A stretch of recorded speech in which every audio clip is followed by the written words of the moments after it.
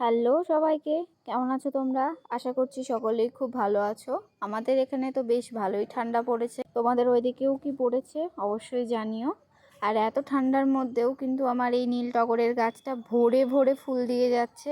আমি এর আগেও অনেক ভিডিওতে তোমাদের বলেছি যে এটা সারা বছর ফুল দেয়, একটা পার্মানেন্ট গাছ। তো আমার এই গাছটাতে এত পরিমাণে কিভাবে ফুল এসছে, আমি কিভাবে এর যত্ন করি সেগুলোই তোমাদের সাথে শেয়ার করব। এর মাটি তৈরি করার ভিডিও আমার চ্যানেলে আছে, তোমরা চাইলে অবশ্যই গিয়ে দেখে আসতে পারো। গাছে কি কি পরিচর্যা করলে গাছ ভালো থাকে আর এই নীল টগরের গাছটাতে কি কি সমস্যা দেখা দেয় সেগুলোও তোমাদের সাথে শেয়ার করব। তো এর মাটিটা সবসময় একটু ঝুরঝুরে ময়েস্ট রাখতে হয়। তো আমারও সবসময় এরকমই থাকে। আর আমার এই গাছটা একটা 8 ইঞ্চির টবে বসানো আছে। আমি প্রথমে খাবার দেওয়াটা দেখিয়ে নিই। খাবার দেওয়ার আগে অবশ্যই করে গাছটার টবের চারিপাশ থেকে মাটিটাকে খুঁড়ে নিতে হবে, এতে মাটিটা আলগা হয়ে যাবে। কিন্তু একদমই রুট ডিস্টার্ব করলে হবে না, যেন শিকড় ছিঁড়ে না যায়। তো খাবার হিসেবে আমি শুধুমাত্র সর্ষের খোলের গুঁড়ো আর কিছু দানা সিউইড নিয়েছি, এগুলোকেই আমি ঘুরিয়ে ফিরিয়ে দিতে থাকি।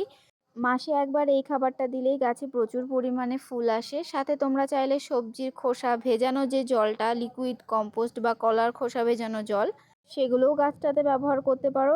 এই গাছের এমন কোনো খাবারের প্রয়োজন হয় না। যে সমস্ত খাবার সব গাছেই আমি ব্যবহার করি, সেই সমস্ত খাবার আমি এই গাছটাতেও ব্যবহার করি। আর গাছে শক্ত খাবার দেওয়ার পরে অবশ্যই মাটিটাকে ভালো করে চাপা দিয়ে ভালোভাবে জল দিয়ে দেবে।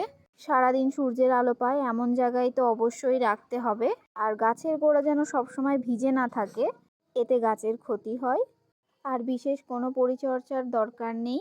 আর এই গাছটা খুব সহজেই কাটিং থেকে চারা তৈরি হয়ে যায়। এর ডাল যে কোনো মাটিতে বসিয়ে দিলেই খুব সহজে চারা তৈরি হয়। আর গাছ ভরে যখন ফুল আসে, তারার মতো যে ফুলগুলো থাকে সেগুলোকে দেখতেও ভীষণ ভালো লাগে। আমি তো গাছ ভরে সবসময়ই ফুল পেয়ে থাকি।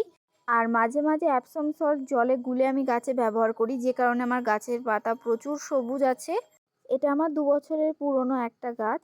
এতে আমি বিশেষ কোনো রকমের সমস্যা দেখিনি। শুধুমাত্র একটা সমস্যায় মাঝে মাঝে দেখা যায়, সেটা মিলিবাগের সমস্যা। আর আমি এর থেকে রেহাই পেতে শ্যাম্পু জলে গুলে সেটাই গাছে স্প্রে করে দিই ভালোভাবে। তোমরাও এটা করো, ভালো ফল পাবে। আর তোমরা যারা এখন আমার চ্যানেলটাকে সাবস্ক্রাইব করোনি অবশ্যই করে নিও। আমি এই ধরনের ভিডিও আমার চ্যানেলে শেয়ার করে থাকি। তো চলো আজ এটুকুই, দেখা হবে নেক্সট ভিডিওতে। টাটা।